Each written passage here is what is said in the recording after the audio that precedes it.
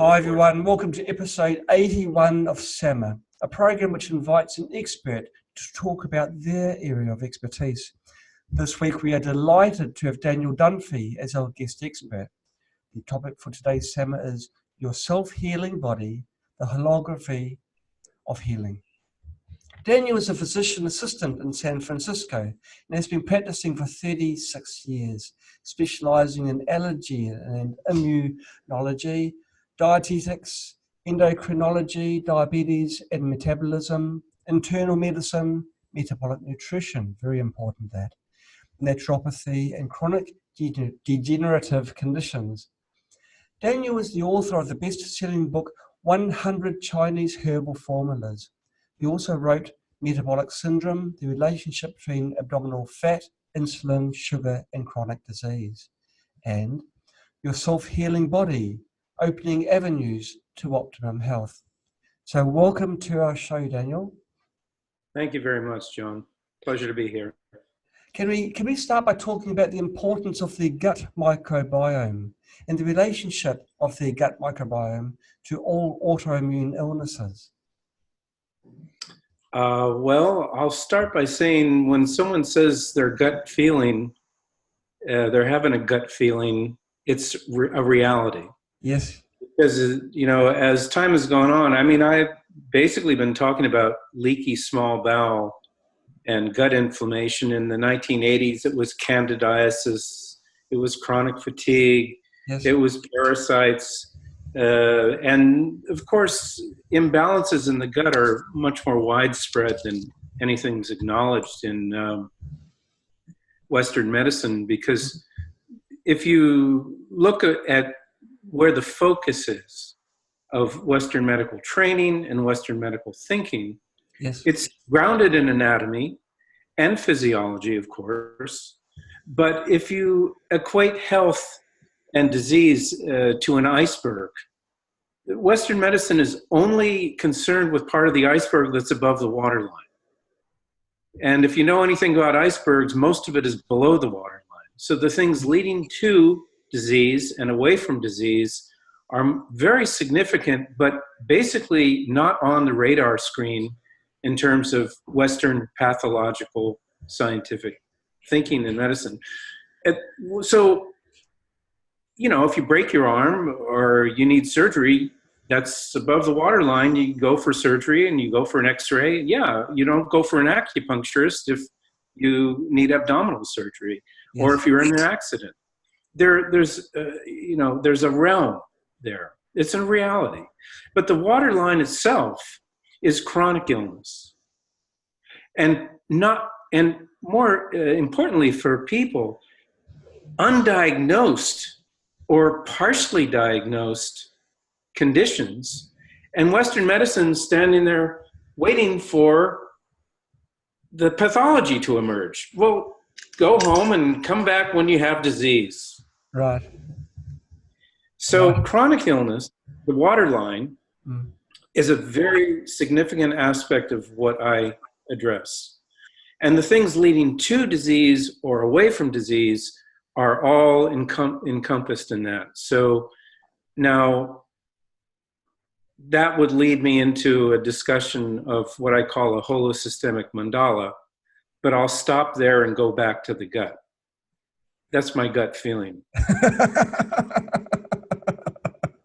So, you know, we've been looking at things like candidiasis and parasites and immune imbalance, and people have been taking probiotics for years.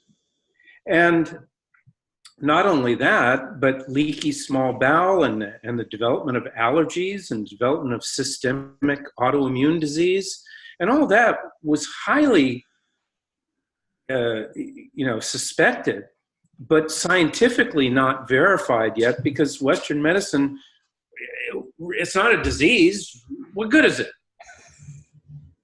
So it turns out now that the science of the microbiome, or the ecology of the gut, is absolutely critical to mood, immune function, because 80% of the adaptive immune system, the antibody, virus fighting, cancer fighting, fungus fighting, adaptive immune function of the body is in the gut.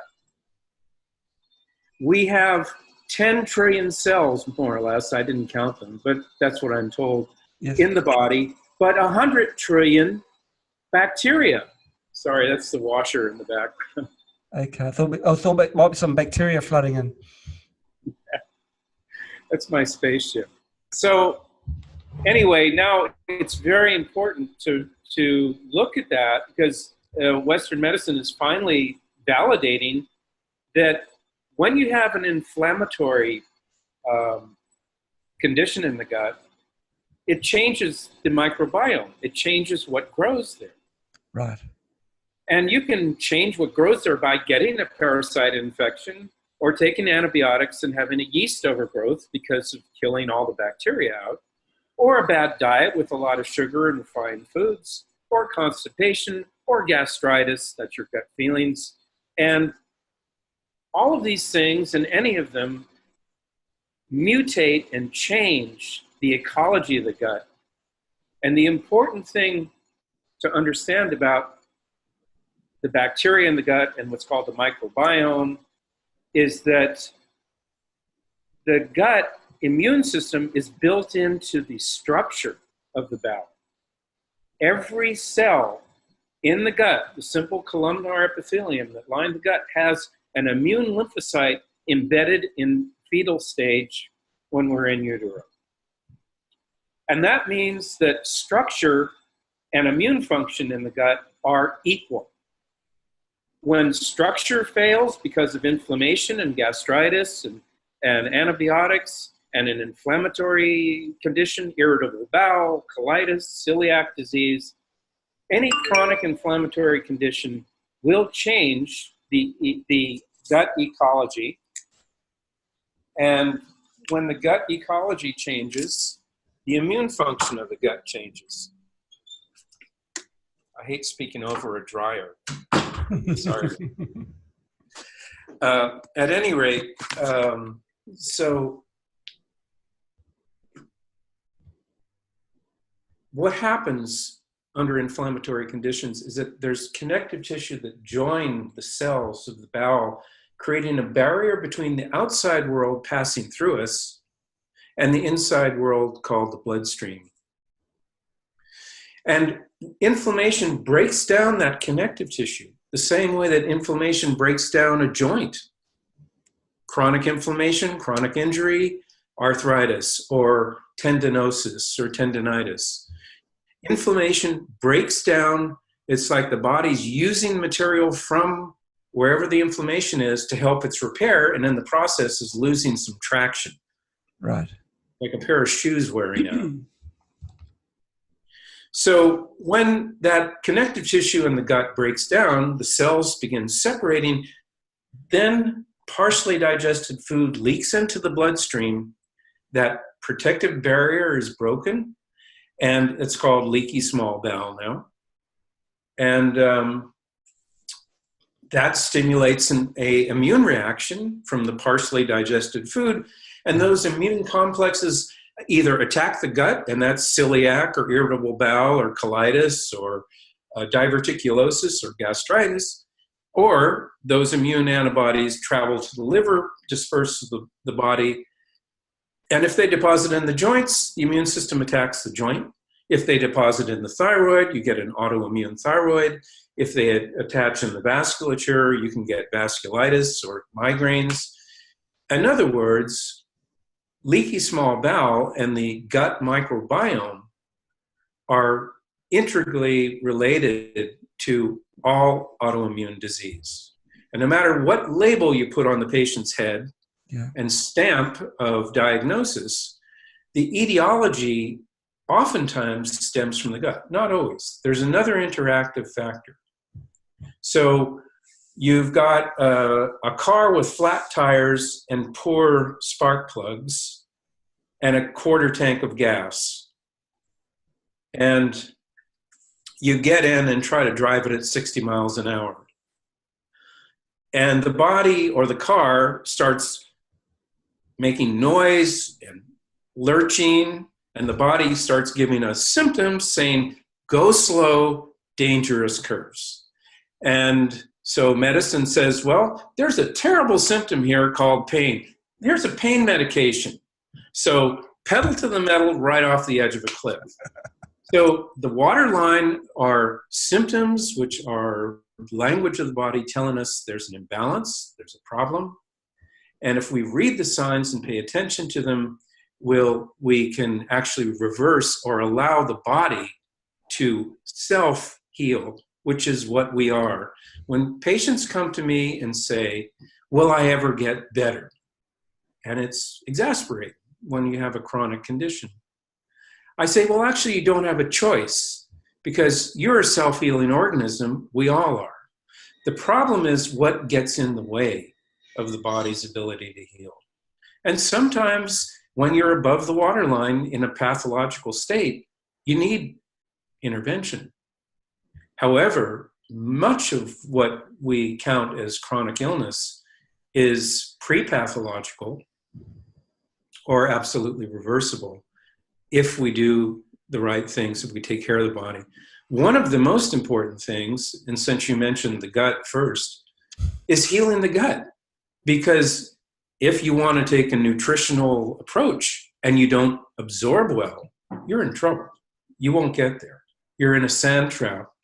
And so healing the gut is essential. Right. So if someone came to you and they had a leaky gut, they had inflammation, nice house, by the way, if you were to give them one bit of advice. If they came to me with what? Leaky gut? A leaky gut. Like you could see that they had early onset of some autoimmune condition. Yeah. You could see, it's not too late to stem it at the source. What would you're limited to one bit of advice, what would you suggest to them? What's the most important thing you suggest they do? I'm going to share something with you, if I may. Sure. Let's see. I won't tell a soul. Just trying to search this out here. There we go.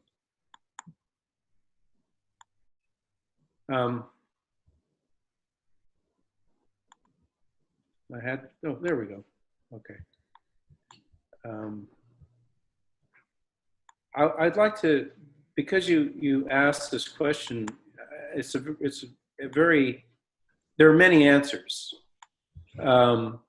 One of the answers would be, well, a lot of times people don't come in and say, I have a leaky gut. They come in and say, I have a headache, I have migraine, I have any number of conditions that would reflect autoimmune inflammatory states. Can you see this now? Let's have a look. Yes, I can. Okay. There. Okay. So over the years, we write down a lot of different doctors are constantly writing notes and asking questions. And sometimes the patient will come in and say, well, I had an elbow problem. This time I have a knee problem. Now I have a migraine. Now my bowel hurts. I'm constipated, loose stool. And so there's a tendency to address the problem at hand without addressing underlying issues, or not to see the fact that there's no such thing as an isolated event in the human body. And the reason is that we're like everything else in the universe. We're holographic and we're complex. So a complex system is like a cloud. So the analogy for biology, and person comes in and you want to heal leaky gut. Okay, there's no one single cause of that leaky gut any more than if I say, what caused that cloud up there? It's a cloud, okay? It could be gray, it could be black, it could be white, it could be cirrus, it could be cumulus. And you'd look at it and you say, well, given the temperature and the time of year, I can predict it's probably going to snow today. or rain. And you can say that with a fair amount of percentage of accuracy.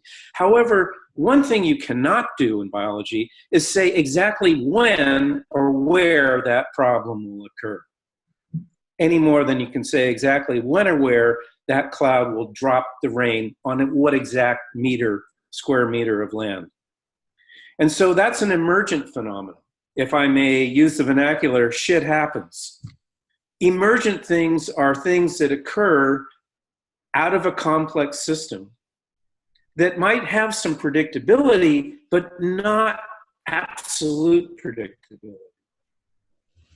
And so if you see this mandala here, what you see is in the center cortisol, because life is stressful, because life is work. And cortisol is the universal adaptive survival hormone in the body that has a potential two-way negative impact loop with every system in the body. And because the body's holographic and complex, there's no such thing as an isolated event. If the gut is off, there are liable to be other problems as well. Okay. So let's take that patient who walks in, and you see the circles on the outside of the mandala. Those are emergent phenomena. That's what we call health or disease. What's inside of the mandala is the ground soil that creates conditions from which emerge storms from the cloud. So let's look at the mucosal tissue, and blue is perfect baby Buddha health, okay? No stress, this is life in a bubble. The actual normal life condition would be a condition which, for the purposes of the mandala, I put as green, because we're always in stress. There's always work to do. There's always cleaning to do. There's always something to do. Interviews to do. And so green is a natural health. Okay? Now, let's take that patient who walks in and they're stressed out, and acute stress would be yellow. Okay. Okay? So I just marked this, and looks like it disappeared. Little lag there. So we have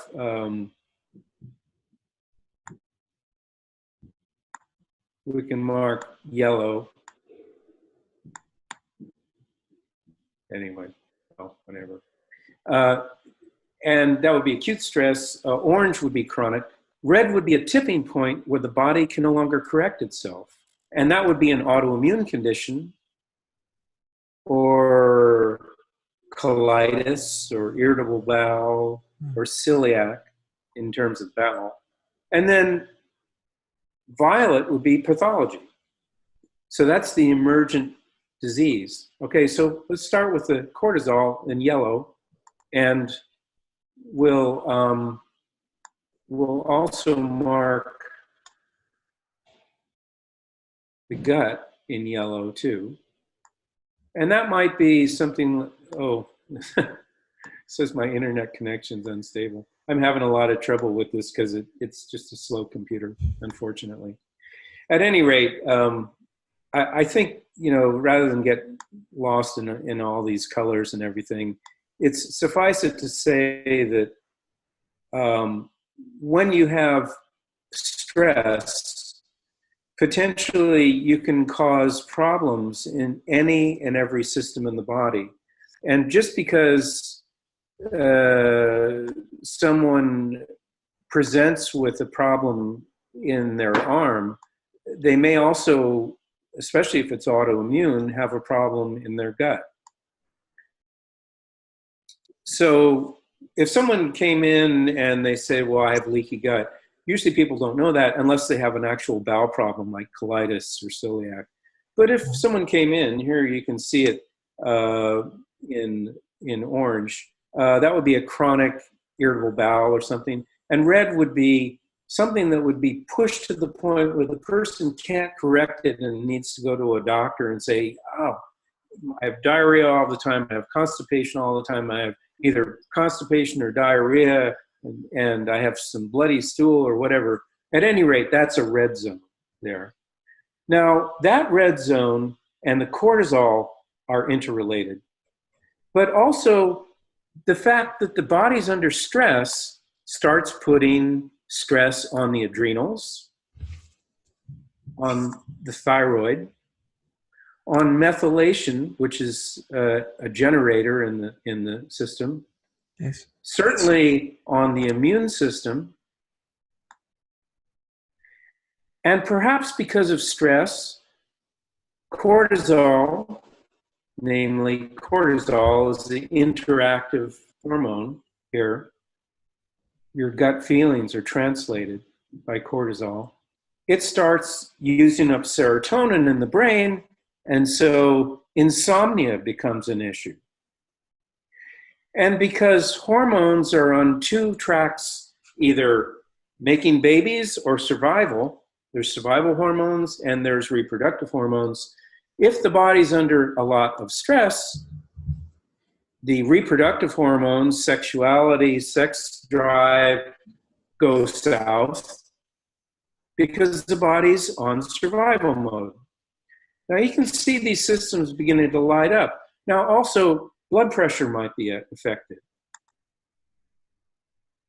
And then, so there's the cardiovascular system lighting up. Now you can see what's going on here. The red, the most advanced issue in the gut, and cortisol, which is a stress hormone adapting to that stress, are interactive. They're not isolated. And the more stress there is, the more cortisol is produced, the more systems begin to become strained. Now, this is one way of looking at what the problem is and where it is at a glance in color without reading any notes. And this is intended both for patients to self-assess, for doctors to collaboratively assess with a patient or on their own. And when the patient comes back the next time, they don't have to read through pages of notes. They look at this and they go, oh yes, there's a gut problem, but also there's a sleep problem, there's an immune system problem, there's a blood pressure issue. And that's showing up there. But one more thing, it's not just about what it is and where it is. It's also about having the vitality to mount an adequate healing response. And that translates into three organs and organ systems. The adrenals, which is your starter motor, the thyroid, which is a voltage regulator, and methylation, which is a generator of something called SAMe, which are little battery packs that distribute throughout the body and prime the methylation, the mitochondrial energy factory in each cell to make energy, light up the brain with neurotransmitters, allow detoxification, and also regulate genetic expression. So the adrenals, starter motor, the thyroid, voltage regulator, generator, methylation, these three are critical to mounting an adequate healing response. And if they are not addressed, you're in a sandpit and it won't matter what you throw in it. You need a hand up out of that sandpit. So not only addressing the problem where it is manifesting, go slow, dangerous curves, your gut's in trouble, of course, do something about it. Heal the gut, yes. But what if this problem's gone along for a long time and the person is devitalized? So we have to address reducing cortisol, okay? Yes. And how do we reduce cortisol? Okay, emotional, situational stress, long-term. I mean, you're born with certain parents, or the Tibetans might say you chose difficult parents or a difficult pathway in this lifetime. But, you know, that emotional, situational stress is a long-term project. What else? Trauma, pain, inflammation, infection, allergic reaction. These two take time to heal. The gut takes time to heal. The bowel takes time to heal. The third thing is dysglycemia, or or blood sugar imbalance. And blood sugar imbalance is, I will make it akin to, first of all, it's the easiest thing to change because what you eat influences insulin and cortisol. And the reason is if you equate energy to keeping a fire burning and you throw paper on the fire, you get an energy cycle like this, up and down, more paper, more paper, more paper. With sugar, refined carbs, and stressful foods or jet fuel, you get a surge in glucose, a surge in insulin, and the insulin overreaction causes fat deposition in the abdomen, and the fat absorbs the insulin, and more insulin, more fat, more fat, more insulin, more insulin, more fat, more fat, more insulin. And the more insulin is put out, the lower the blood sugar falls. And when the blood sugar falls quickly, the brain cannot store or make glucose. So the brain says, burn the furniture, there's no fuel. Cortisol response. So if you're in a leaky boat in a storm at sea, and medicine gives you a nice gold-plated bucket to bail out with, you're not going to ever solve the holes in the boat. And if the physiologic storm of glycemic imbalance is not addressed, neither will you lower your cortisol, which is that cortisol stress factor is a physiologic storm. If you put the body on a level playing field and give it half a chance, it'll reverse. And so let's reverse that cortisol from purple back to, say, yellow. And in the process, you will start being able to restore the adrenals, to restore thyroid function, because adrenal and thyroid are absolutely interconnected, and so is methylation. These are not isolated systems. Everything in a car, the generator, the voltage regulator, and the starter motor all work in unison. Okay? There's no such thing as an isolated event. So if we begin by stabilizing blood, this is what I've learned from 38 years. Stabilize blood sugar, it's the easiest low-hanging fruit to give the body half a chance to heal. And that way you can begin restoring vitality by taking cortisol load off of the adrenals. And the body can suddenly start turning its attention to healing some of the very difficult issues. You start sleeping better. Your blood pressure comes down. Your brain biochemistry changes so you're not so stressed all the time. Hormone balances begin to regulate.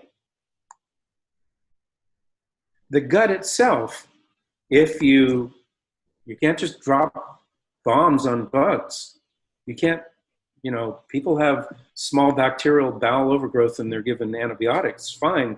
But what is left is an ecology with holes in it, with a dampened immune function, and with poor microbiota. So we need to address healing the leaks in the gut with things like glutamine, which is a amino acid that seals up the leaks, with something like aloe vera.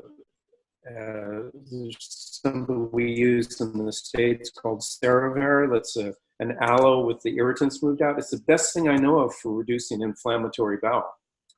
So cut the burn, reduce the burn, seal the leaks, put in good bacteria or probiotics, aid digestion, and you're on the way over time to healing some of the leaky bowel. Interestingly, when you say gut feelings, what does that mean? Well, gut feelings, many times for empathic people especially, they feel, and this chakra, this middle chakra, is an antenna. And so they feel things in that part of the body. It's just, that's where it goes. It's a gut feeling. It's a very powerful ally, and it's also the worst enemy depending on how you use it. If you are stable and not on a rocky boat, and you walk into a room and you're an empathic person or you're whatever you want to say. But anyway, you kind of catch the vibes of the room and you know what's going on even if no one opens their mouth. But if you walk in that same room with those abilities and your blood sugar's off and you haven't eaten or you've had problems, you start owning everybody's crap, because that empathic ability does not stop. It all goes to the gut. So people that are very sensitive or empathic tend to take on problems if they're not themselves in balance. When they're in balance, they're awesome. When they're out of balance, their best, most important ally, their intuitive feeling, becomes an actual burden. And so the gut itself produces a neurotransmitter called serotonin. Huh? Okay, and cortisol lowers serotonin in the brain, it's known. And inflammation in the gut produces more serotonin in the gut than the brain produces. So if you have someone with a leaky bowel and irritable bowel, their body's producing serotonin in the gut to heal the gut at the expense of serotonin in the brain. And what does low serotonin in the brain do? Cause agitation, obsessive thinking, and insomnia. So very, very importantly, the gut microbiota have been shown to actually been altered in genetically altered mice that were genetically altered to show characteristics of autism. And they changed the gut microbiota of the mice and they lost the autistic symptoms. Gosh. Those studies were done in Ireland in the last 5 years. And they're profound because it's not just autism, but possibly schizophrenia and many other conditions.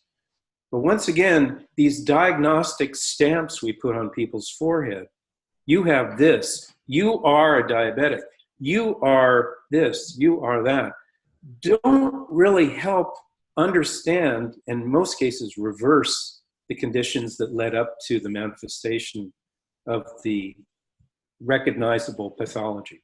So what you're saying is really this is a modern disease through modern diet.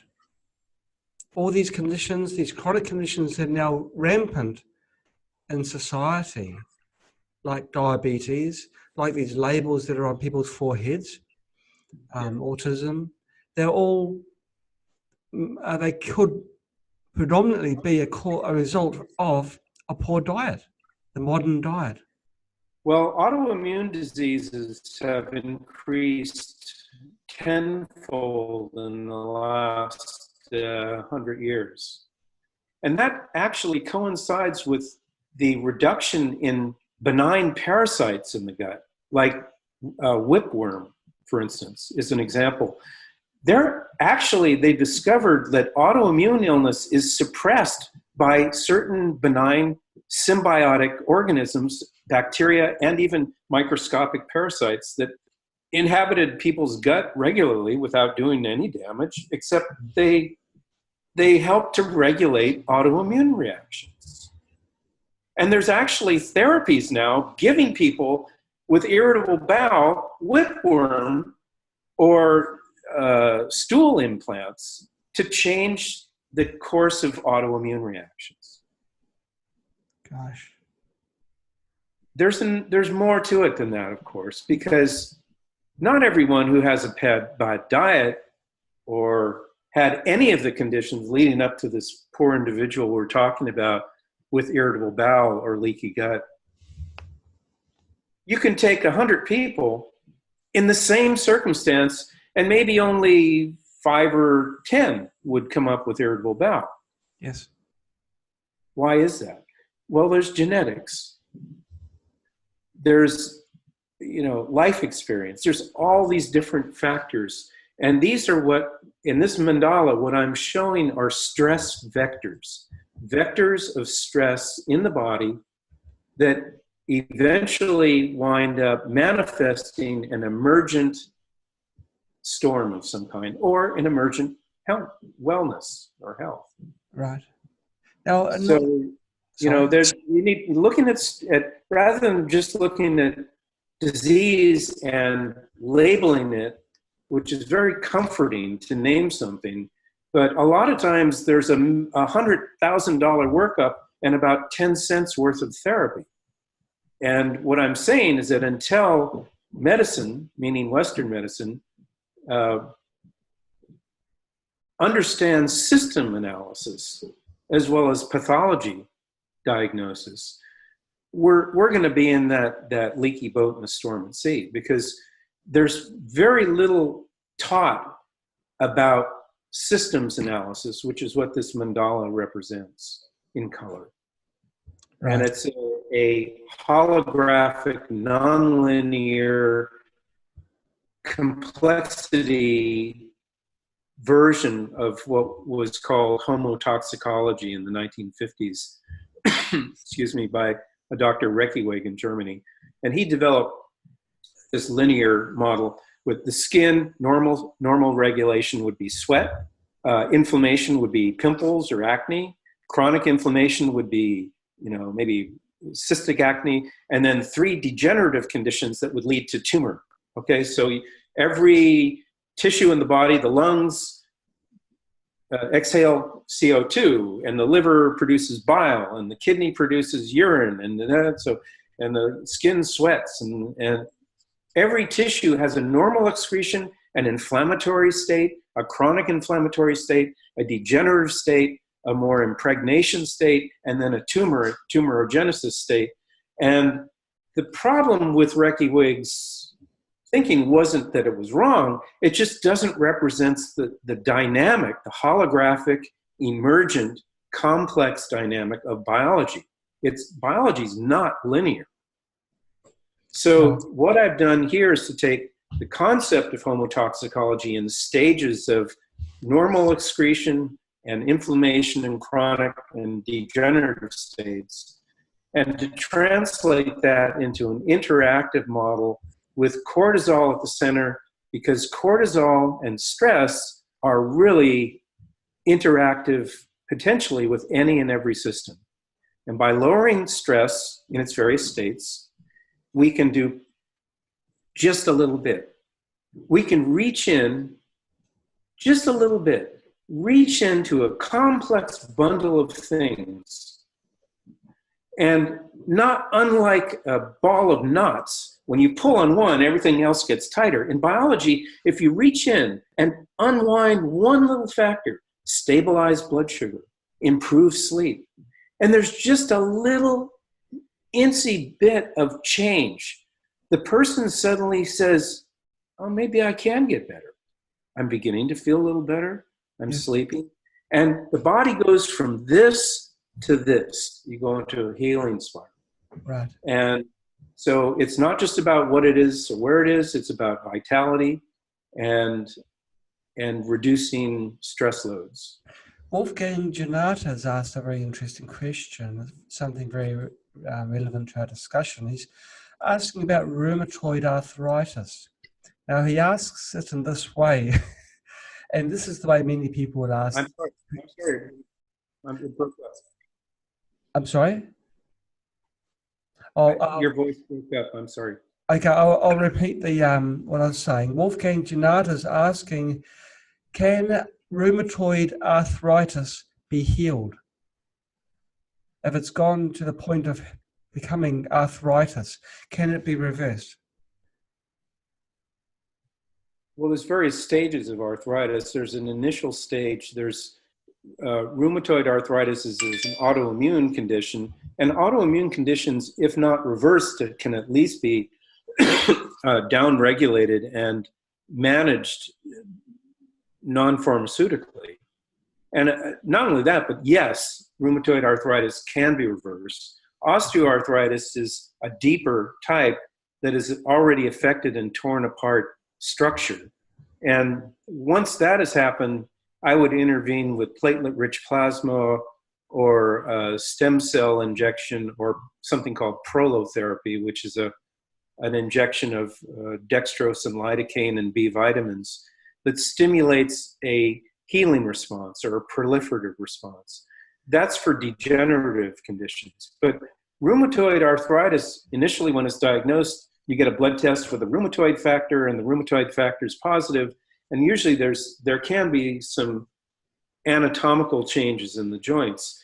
And even if it's gotten to that point, if you find you have celiac or acquired gluten sensitivity and you stop eating gluten and you take care of blood sugar and you heal your gut, you can absolutely reverse the rheumatoid arthritis, even though the rheumatoid factor may never revert to negative, although that can happen too. You know, it is a cloud. You know, sure, there are linear things in nature. You get a meteorite hitting the earth and impacting it, and that's a cause effect for sure. But those are relatively rare compared to things that are a bell curve of events leading to a peak and then descending. That's most of biology, is a bell curve. And rather than, you know, if you understand, you know, there are actually some very more advanced targeted therapies for rheumatoid arthritis that don't involve taking chemotherapy or steroids, or chemotherapy and steroids, or steroids and chemotherapy, or antibiotics. There are some targeted therapies, but healing the gut and sealing off that constant immune challenge every time you eat will absolutely set conditions that will allow your body to reverse a chronic condition. Wow. I've seen it many times. I have cases like that in my book, as a matter of fact. I have 3 clinical cases I describe. So there are cases of rheumatoid arthritis that are Lyme disease related or tick-borne illness related. There are rheumatoid arthritis that is absolutely connected with gastritis and leaky gut and celiac. There are familial genetics that one inherits. And so rheumatoid arthritis is an inheritable condition. But just because you inherit a set of cards doesn't mean you're going to lose just because you're dealt those cards. Genetics and genetic expression are 2 different things. Genetic expression is a downstream manifestation of a set of cards you were dealt, and you played it the wrong way, and so you lost the game. But if you play your cards right, even with genetically inherited conditions, you don't necessarily have to have disease expression any more than a person who has familial diabetes or rheumatoid arthritis or irritable bowel. You know, those tend to run in families, but so do diets. And, you know, there's a lot of interaction. Also in northern hemispheres and extreme southern hemispheres, vitamin D deficiency is probably one of the most, vitamin D3 deficiency is probably one of the most important immune challenges that there is. And autoimmune disease, cancer, diabetes, heart disease occur much more frequently with vitamin D deficiency. We test blood of almost every patient who comes in for vitamin D, and this is in San Francisco, which if you look at a globe is fairly high north. 85% of people that come in are right on the borderline of being vitamin D deficient. The factors are 30 to 100 is the range of normal. Normal is not optimal. Optimal is 50 to 60 or higher, and minimal 30 or 34, most doctors say, well, you're normal. You don't need vitamin D. I wonder if it's because the use of sunblock now is... yeah, and people don't want melanoma and skin disease, so they avoid the sun. And whereas the Romans used to have solariums in their homes, so they'd sunbathe for half an hour during the winter especially. And unless you're butt naked in the sun for half an hour 3 days a week, you will get vitamin D deficient. Just exposing the hands or the face or the neck is not enough. You have to expose the long bones and the spine, the hips. So vitamin D deficiency is very, very important. I just think we can touch back on that, because it's a very interesting topic. Now, you'll be arrested if you go and sunbathe in the way that you suggest, but you're saying that sun has got to go on all Unless you're parts in of the Tahiti. body. If you're in Tahiti, it's fine. Okay. I had an old Tahitian patient, 96 years old, and he said his mother was Tahitian, his father was a French judge, and his father told him two things: you have to wear a hat and you have to wear sandals. I don't care if you wear any clothes or not. So that was the norm in Tahiti. You had to wear a hat and sandals. So people don't get vitamin D deficient there for sure. But, we're just, it could be one of the reasons where we have less hair. I mean, it's one of our adaptive mechanisms that our skin surface is the largest organ in the body, and that's where vitamin D is made. But you're saying it's important where the sunlight strikes your skin. It's also important. Yeah, the back and the hips. Yeah, absolutely. A large surface area. Okay, once the vitamin D is in your body, then it circulates, I assume. Yeah, actually, vitamin D is a protohormone. Okay. Cholesterol makes every hormone, reproductive hormone and stress hormone. Cholesterol also is integrally related with vitamin D. So vitamin D is a protohormone, and cholesterol turns into pregnenolone, and pregnenolone goes down two pathways, one for stress, one for making babies. So pregnenolone, progesterone, cortisone, cortisol, stress hormones. Or pregnenolone, DHEA, testosterone, androstenedione, estrogens. Those are the pathways. Okay. If the body's on stress mode, the sex hormones go south. Yes. So you get low libido, you get muscle shrinkage, you get less stamina. Women will start getting polycystic ovary or premenstrual imbalances. And so hormones are very much tied in with cholesterol. Circulating cholesterol in combination with sunlight in the skin creates vitamin D. So sunlight is an activator for the conversion of vitamin D. And then it goes throughout the body. And interestingly, how do you know when you take a vitamin, how does the body know where to put it? True. How does it know? Well, there are one way that, one thing that I've learned over years of, because I use dark field microscopy in my practice, which means that basically I'm looking not just at the fenders and the tires and the bodywork and the upholstery, I'm also looking at what makes up those things. At the micron scale of cells, that is part of a diagnostic physical exam. And so when you look at the blood, and I show someone the blood on a TV screen, and here's an example. These are neutrophils surrounding a couple of monocytes.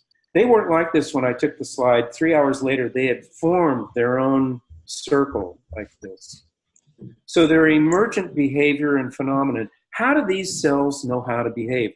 They are you. When that cell is taken out of the body, the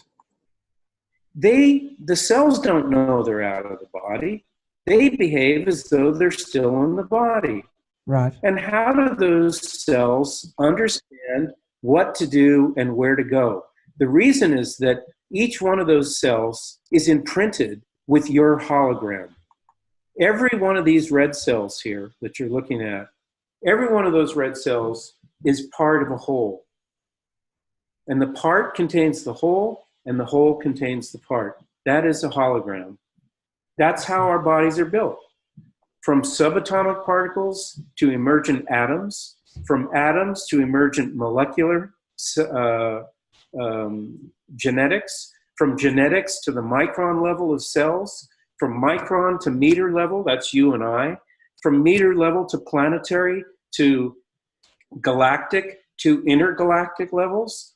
All of these elements and all of these quantum levels are built one upon the other. They're interrelated, they're holographically connected, so that one thing looks like another because they all emerge from fractal geometry. The part contains the whole contains the part, and that's just how the universe is. Why wouldn't our bodies reflect that same phenomenon? Right. I've got a few questions just to quickly put to you, Daniel. Wolfgang Gennard is asking what the where vitamin A fits in the vitamin D production. Is vitamin needed for the vitamin A necessary for vitamin D? I guess he's asking. I really don't want to get into complex physiology discussions. I'll say one thing though. Beta carotene was recognized by the World Health Organization in the 90s as being probably the most important nutrient, and it's an oil-based nutrient. The oil-based vitamins are A, D, E, and K.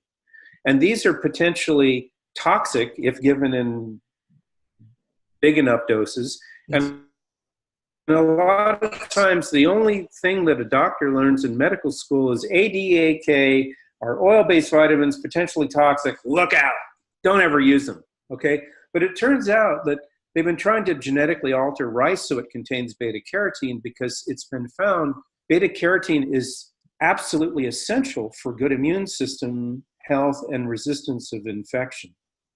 So beta-carotene or carotenoids, which are protovitamin A, retinoic acid, and vitamin D, another oil-based vitamin, they're very important. They're in cod liver oil, they're in brightly colored vegetables, the carotenoids. Yes. They're not the same, and I don't want to get into it's okay. Physiology. I've got three questions which I'll squeeze in just before we say goodbye. Chrissy Steiner asks a question which I don't fully understand, so I'll just read it verbatim. How would mast cell activation from mold fit into this? I'm not sure what we were talking about at that particular time. It was asked 5 minutes ago. Mast cell activation from mold. Well, mast cells occur in the brain, in the gut in particular. Yes. And in many different tissues in the body. And they're part of the immune system. And mast cells respond to injury. So, for instance, a mold injury, inhaling mold or exposure to mold, or bacteria or virus, or swallowing hot tea, or breathing in an allergen, they release histamine. And they release heparin. And histamine is a expression of mast cells that reflects, it's an inflammatory molecule that activates immune reactions. So there's a cascade of histamine to allergic reaction. Yes. And mast cells also release histamine, and histamine also releases cortisol because it's a stress reaction. So histamine, people that are histidilic or have a lot of histamine, meaning they're genetically predisposed to produce a lot, their mast cells produce more histamine than others, tend to get hay fever and seasonal allergies and maybe all kinds of other allergies in a classic allergic sense of histamine release. And also when people feel allergic, they get very fatigued and tired because they're constantly stressing the adrenals with cortisol demand from a histamine injury release. Molds are a whole, they're potentially very toxic. However, I'll say one thing more. You take those 100 people, 10 of which might get irritable bowel from a terrible diet and terrible exposures. Why does that happen? Not everybody responds the same. Yes. Not everyone is made exactly the same. And so some people can tolerate some mold exposure, but in general, it's potentially very toxic, very draining on the immune system, draining on cortisol load, and it can lead to other degenerative conditions. Okay. Thank you for answering that. The last question is from Carmela Walker, our regular here at SEMA. Her question is this. If you can... Oh, she's just typed another one. I'll see if I can squeeze them into one because it's supposed to be the last one. She's asking, what is your take on hormone blockers that are prescribed to millions of people worldwide? Hormone blockers? Hormone blockers. Like, I mean, what is the effect mean, on... does she mean aromatase inhibitors? I really don't know. Perhaps you can answer, Carmela, that one. I mean, if you're talking about hormone replacement, I'm very cautious about it. First of all, if you take that analogy of stress versus reproduction, if people want to feel 30 when they're 70 and they use bioidentical hormones or hormones, it's fine. But estrogen can pile up in the body. So if you're a poor methylator and you're somewhat toxic and you're hoping to stay 30 when you're 60, you're probably pushing biology and possibly in a dangerous way that could produce cancer in breast or ovary. So I always use with estrogen or progesterone or testosterone. I always use methylating and reduce inflammation and help the body process the hormones so it's not building up in the tissue. Right. They and become free radical. They prescribe... It's not that I'm against it, but I just I've had a lot of patients with cancers who've been slathering on hormones for 10 or 15 years, and it caused problems. It can cause problems. After cancer treatments like chemo, they prescribe hormone blockers. So those are hormone. Yeah, those are aromatase inhibitors. And if you read my book, here's a plug for your self-healing body. It's on Amazon. I have a case of a woman with breast cancer who could not tolerate an aromatase inhibitor because it pushed her into severe menopausal symptoms, achy bones, insomnia, hot flashes, irritability, and she couldn't tolerate it. And yet, estrogen was definitely a key to be switched off to prevent return of cancer. So I made a homeopathic dose of an aromatase inhibitor, and instead of 1 milligram a day, she took 0.03 milligrams a day.